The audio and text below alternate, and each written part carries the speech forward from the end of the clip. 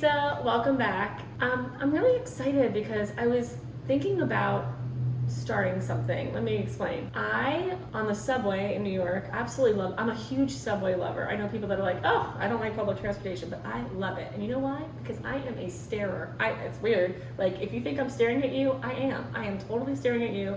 And I'm thinking about maybe the story behind who you are and things like that. So in Brooklyn, I would take the subway every single day. And I just started to look at people's rings, their wedding rings, especially because I was not engaged yet, and I was thinking like, what do I want in a ring kind of a thing. But what really I was thinking about is there's a story behind, a love story. And I love love more than anything in the world.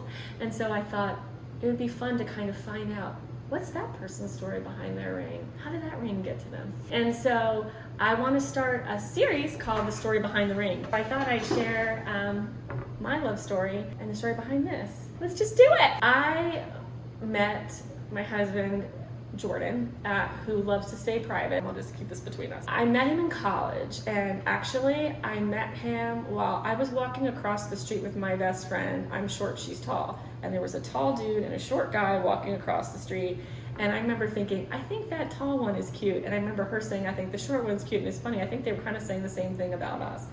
That's all. We were in an acting class together, and I was, wow, this is like really diving in. We were in an acting class together, and there was a graduate student who needed two people to be in his lighting scene. So he asked Jordan, who's super tall, if he would hold me like a baby basically for 2 hours. These were total strangers basically while he was lighting us. So this dude was holding me like a baby, and I'm like, so, what are you doing after this? Or like, what? It was just very weird that it was the guy that I said across the street looked cute, and then all of a sudden he's like, I was thinking about going to get something at the dining hall or whatever. And like we were just kind of talking, and it was just such all the butterflies and whatever else, but I was seeing someone else, so this was nothing that was going to happen at this time. But we just became friends. So that was, maybe that was freshman year, and we were friends for 2 years. So junior year, we've been friends for 2 years. Basically, it was Halloween, and everyone goes to different parties, and so I would see him at certain parties or whatever else, and this was my junior year of college, yes. The last party of the night he showed up at, and we were hanging out, but then I'm like, hey, I have to go back to my dorm. I haven't told this story in a really long time. So I'm sitting, I drive back to my dorm on campus, and he's sitting there, and it's like 2 in the morning at this point. I'm like, what is he doing? Why is he, okay? And he's like, hey, I know we've been friends for 2 years, and it has started to rain. And he was like, if it rains harder, I'm gonna kiss you. I'm like, excuse, what? And it started to pour, and we kissed, and I was like, oh my God. And I'm like, okay, good night. Like, I like freaked out. I basically told Jordan, like, we basically were like, we should definitely date. So Jordan and I had an awesome relationship for 2 years, and then he went to go work on a cruise ship, and so we broke up for that time because it just wasn't right to basically date someone who was so long distance. It just didn't make sense. And so we broke up, and we didn't see each other for 4 years. And I moved to New York, did music and everything that I do now, but just kind of dove into my dreams and things like that. And he's from New York, but when he heard that I was moving, I was like, no, like just going there to follow my dreams. Not to get into too much detail, but his brother got into an accident and was going to be okay. Jordan had called me and was like, this happened to my brother, and I was like, that's horrible. And we had dated different people during the 4 years or whatever, and I'm like, is he going to be okay? And Jordan said yes. And I'm like, when you have a get well party, because I hadn't physically seen Jordan in these 4 years, I will be at that get well party. Okay, this is crazy. So get well party is down in the east side of New York, and so there was a get well party. I'm like, I am there. I have not seen his brother in a while, and I have not seen him. I'm hugging his brother, and there's Jordan sitting on the couch. I've not seen him in probably, like I said, 4 years at this point, having like a whiskey, and I'm like, damn it. Because I'm like, all of these feelings are there, and I'm so weirded out by it because I've been dating other people, not that many. I'm not like, I used to think that was the feeling I had for Jordan, like that crush, and not that, and maybe the feelings I've had for other people I've dated, like the real thing, or was he I was confused. But when I saw him, basically all these feelings came rushing back. He asked if he could drive me home, and I lived in Harlem, and I said, okay. So we're in a car in New York City driving back to Harlem, and a woman at a stoplight bangs on her window, and Jordan's like, do I have a flat tire? So he rolls down the window and she goes, you make a beautiful couple. And we were like, what? I'm like, whoa, what? Whoa. And literally we had not seen each other in 4 years, okay? And I'm like, this is weird and awkward and I don't know what to do. And so he's laughing and I'm like, oh my God. So it is a clear night. We get back to the Harlem apartment. I'm like, I live here. Okay, bye. Like I was like totally nervous about it. And he's like, wait. He's like, just come here. And he is 6'4" and I'm 5'4". So literally this is me looking on him. And he's like, do you know what I'm gonna say? He's like, if it starts to rain, I'm going to kiss you. And it started pouring. And we kissed, and I'm like, you cannot come upstairs tonight. And he's like, that's okay, no, it's okay. And I'm like, I cannot believe this happened, you know? And I'm like, more to talk about tomorrow, but can you believe this just happened? No, da-da-da. Basically, we dated from that day forward. And it was just the sign to me that, like, God was basically like, I'm going to make it rain down on your freaking head so that you decide to continue to be together. So we dated from that point on, and we, you know, moved in together, and we are very, like, we take a long time to make, we lived together for like 5 or 6 years before we got engaged, and we've basically known each other half our lives. The story behind this ring, this physical ring, is that it's God is so good because my mom has a pear-shaped ring, and I looked at it my entire life thinking, ooh, when I find the person that I think is going to be like my husband or whatever, I would love to have a pear-shaped ring. And it just so happens that Jordan's grandmother had these 2 pear-shaped earrings that she was giving to her sons. I did not know that.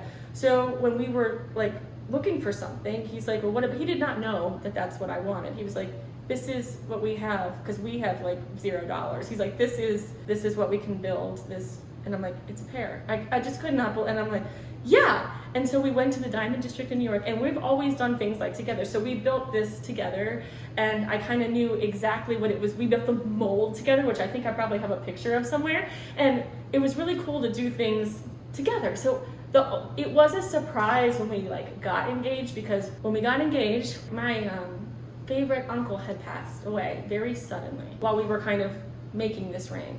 And my cousin said, you know, this is so wild. My cousin lived in California and we're from Maryland. And he was like, I will pay for your plane tickets home if you drive my dad's car to me, because all I want is my dad's car. And it was a convertible. Oh my God, it was tiny though. I'm gonna blank on the name. Basically the tiniest convertible you can possibly think of. Like, if you drive this to me cross country, I will pay for your plane tickets home. So I was like, okay, we're going out. We want to give my Uncle Bobby's car back to my cousin Jason, so let's do this. So Jordan had to drive barefoot across the. I mean, it was that small of a car. I mean, he's so tall. So we packed hardly anything and went on a road trip together.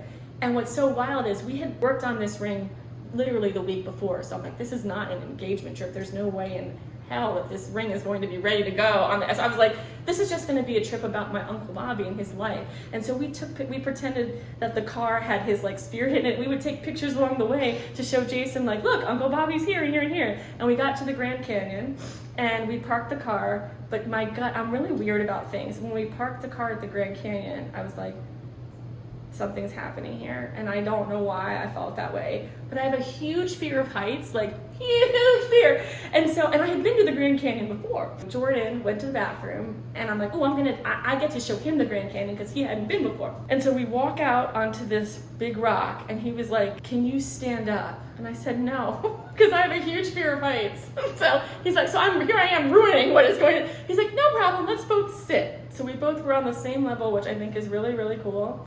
And then he pulls out this ring that I have no idea how he got so quickly. And he was like, I remember him saying, because guys, this is like 11 years ago now, so I'll just never, like, this is a long time ago. He said, this place was here before us and it'll be here after us. And I want to create a beautiful life with you. And like, will you marry me? And the first thing I said, because I'm wacko, is, can we renew our vows? Jordan's like, well, you haven't said yes. And I was like, oh my God, yes, yeah, you know, and I'm like, he's like, of course, like we're gonna, and it was hilarious. And I stood up, and he must have been on this side because there were tourists walking by, and I go, we're engaged. And I smacked Jordan in the face. And these people are walking by, and they're like, no English, like they just didn't understand what I was saying. I'm like, that's okay. Like I get very excited about things, as you probably know. And so my engagement was this hilarity, wonderful, deep moment of me slapping my husband, saying yes, seeing people who don't know us, you know, sitting on a rock, getting cell phone service, calling people. But it was this, and then we didn't have anyone to take our picture, and so we put our camera in a rock and hoped that it didn't fall off into the canyon, and we're like, that is our story of like how we got together. And being a songwriter, I wrote a song called You Made It Rain because I believe that he did, that all of the things came together for us to be together. And our daughter's name is Leo Rain, and her middle name is our love story. And so I cannot wait to hear more love stories from you and to learn how that ring got on your finger and why. So comment below about your love story. I will be reading all love stories. I can't wait to read yours. And if you enjoyed this, please give it a like and subscribe, and I cannot wait to see you next time.